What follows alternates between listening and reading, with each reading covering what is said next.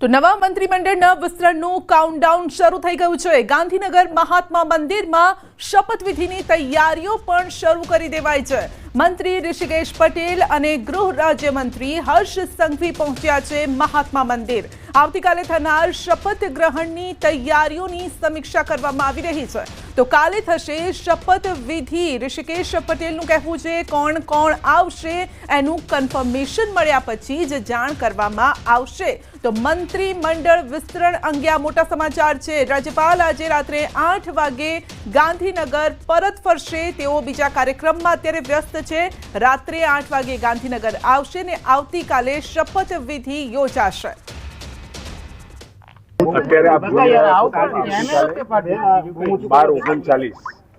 વિજય મુહૂર્તની અંદર નવા મંત્રીમંડળની શપથવિધિને થવાનું છે।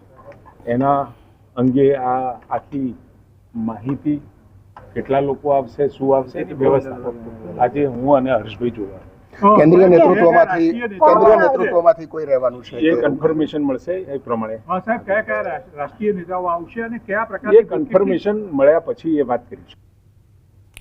તો મંત્રીમંડળનું વિસ્તરણ થશે અને શપથવિધિની તૈયારીઓ આદરી લેવાઈ છે અને ગ્રાઉન્ડ ઝીરો પરથી સહયોગી ગૌતમ પણ આપણી સાથે જોડાયેલા છે। જી ગૌતમ, આસપાસના દ્રશ્યો બતાવીને પણ જણાવશો કે એક તો પહેલા તો તૈયારી કયા પ્રકારની છે, ત્યારબાદ આપણે નામની પણ ચર્ચા કરીશું।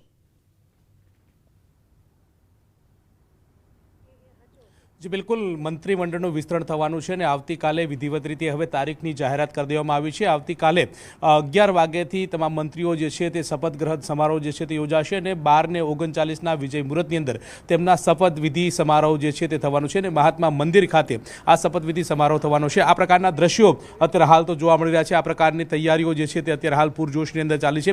મોટું વિશાળ સ્ટેજ જે છે તે મહાત્મા મંદિર ખાતે તૈયાર કરવામાં આવ્યું છે અને ત્યાં ગુજરાતની ઝાંખી દર્શાવતી પ્રતિકૃતિ જે એલઈડી છે તે પણ લાગેલી જોવા મળી રહી છે। સાથે મોટી સંખ્યાની અંદર લોકો આ શપથ ગ્રહણ સમારોહની અંદર સહભાગી થાય તે પ્રકારની પણ વ્યવસ્થા જે છે તે કરવામાં આવી છે। અંદાજિત 1000થી પણ વધારે લોકો આ શપથ ગ્રહણ સમારોહમાં જોડાય તે પ્રકારની વ્યવસ્થા સાથેની તૈયારીઓ જે છે તે કરવામાં આવી રહી છે। અત્યારે હાલ તમે જોઈ રહ્યા છો કે માર્ગ અને મકાન વિભાગના ઉચ્ચ અધિકારીઓ જે છે તે પણ અહીંયાથી વાર્તાલાપ કરતા નજરે પડી રહ્યા છે। તેઓ પણ તમામ પ્રકારની જે બેઠક વ્યવસ્થા કેવા પ્રકારની હશે, ક્યાં કોણ બેસશે તે પ્રકારની વ્યવસ્થાને લઈને પણ તેઓ ચિતાર મેળવી રહ્યા છે, રોડમેપ નક્કી કરતા નજરે પડી રહ્યા છે અને આ પ્રકારના દ્રશ્યો જે છે તે જોવા મળી રહ્યા છે।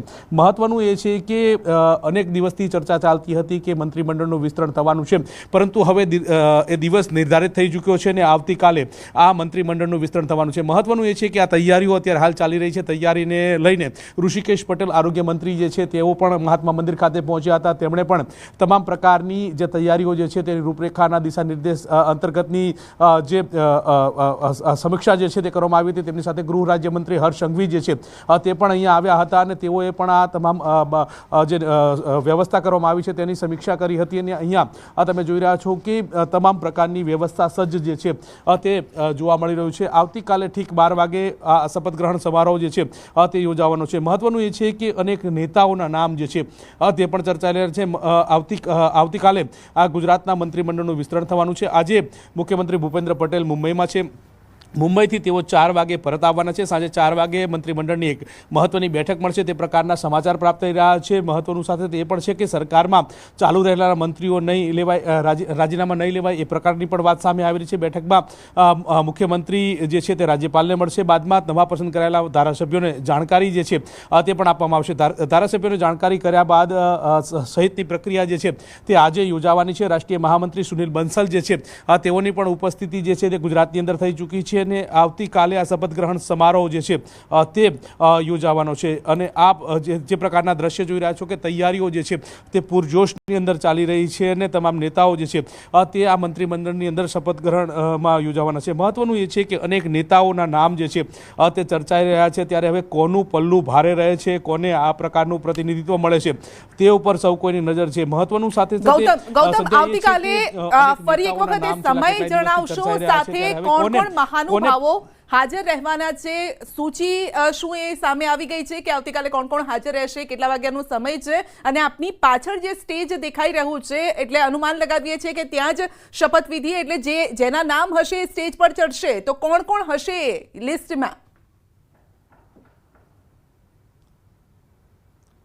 જી બિલકુલ શપથવિધિ આવતીકાલે 11 વાગ્યાથી શરૂઆત થશે. 12:39 તમામ નેતાઓનો આવકાર થશે અને ત્યારબાદ તેમની શપથવિધિનો સમારોહ જે છે તે થશે અને રાજ્યપાલ જે છે તે આજે શપથ જે છે તે લેવડાવશે, જે નવા મંત્રીઓની નિયુક્તિ થશે એમના. અને આવતીકાલે આ શપથ ગ્રહણ સમારોહની વાત કરીએ તો કેન્દ્રીય ગૃહમંત્રી અમિત શાહની ઉપસ્થિતિ રહે તે પ્રકારની બાબતો સામે આવી રહી છે. રાષ્ટ્રીય અધ્યક્ષ જેપી નડ્ડા પણ આ શપથ ગ્રહણ સમારોહની અંદર ઉપસ્થિત રહે તે પ્રકારના પણ એક સમાચાર પ્રાપ્ત થઈ રહ્યા છે. આ ઉપરાંત જે સંગઠન પ્રભારી છે તાવડેજી, તેઓ પણ આ શપથ ગ્રહણ સમારોહની અંદર ઉપસ્થિત રહે તે પ્રકારના પણ એંધાણ વર્તાઈ રહ્યા છે. અત્યારે હાલ વાત કરીએ તો સંગઠન મહામંત્રી જે સુનિલ બંસલ જે છે તેઓની ઉપસ્થિતિ થઈ ચૂકી છે. તેઓ હવે ટૂંક સમયની અંદર તમામ જે સંગઠન મહામંત્રી જે છે રત્નાકરજી તેમની સાથે પણ મુલાકાત કરે, સંગઠનના હોદ્દેદારો સાથે પણ મુલાકાત કરે તે પ્રકારની પણ એક વાત જે છે તે સામે આવી રહી છે. આ તમામ બાબતો વચ્ચે આટલા મહાનુભાવો જે છે આ શપથ ગ્રહણ સમારોહની અંદર ઉપસ્થિત રહેવાના છે. વાત કરીએ ગૌતમ એ લિસ્ટની વાત કરીએ, કોણ કોણ એ લિસ્ટમાં હોઈ શકે છે એની પણ વાત કરીએ. અત્યારે એક બ્રેકિંગ ન્યૂઝ આવી રહ્યા છે આપણી પાસે. ન્યૂઝ 18 ના સમાચાર પર સરકારે લગાવ્યું